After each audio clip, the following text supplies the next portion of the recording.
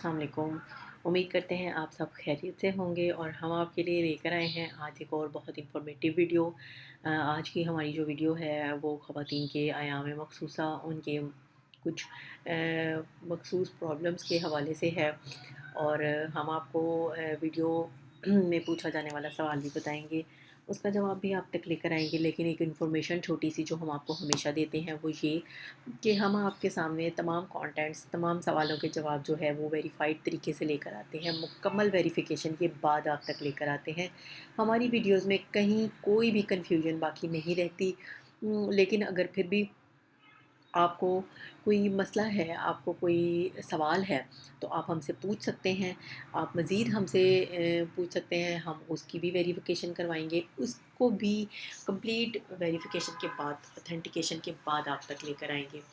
تو ہم سے پھر بھی اگر کہیں لفظوں کے بولنے میں، لفظوں کے چناؤ میں کہیں غلطی ہو جاتی ہے تو آپ اصلاح بالتہذیب کا مکمل حق رکھتے ہیں۔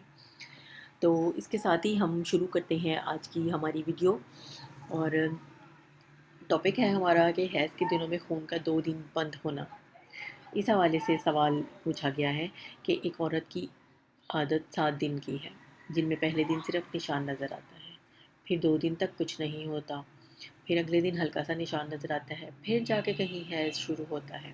اب اس میں نماز کا کیا حکم ہے؟ صرف وضو کر کے نماز پڑھ لیں یا غسل بھی کریں؟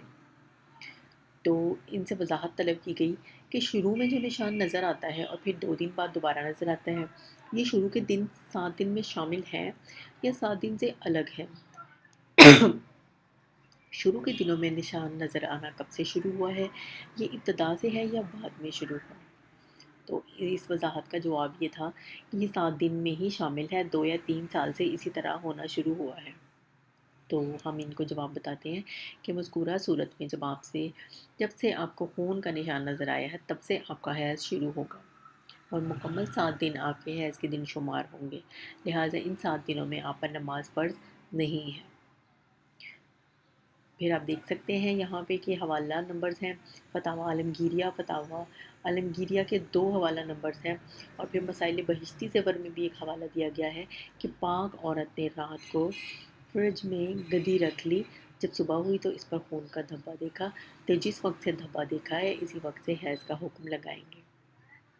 تو ہم امید کرتے ہیں آپ کو آپ کے سوال کا جواب مل گیا ہوگا، آپ کا کنسیپٹ کلیئر ہو گیا ہوگا، اور مزید آپ کے کوئی مسائل ہیں، معاملات ہیں، آپ ان کے لیے ہم سے کانٹیکٹ کر سکتے ہیں۔ ہم انشاءاللہ کمپلیٹ ویریفیکیشن کے بعد آپ کو سوال کا جواب آپ تک لے کر آئیں گے، آپ کے مسئلے کا آپ کو حل بتائیں گے۔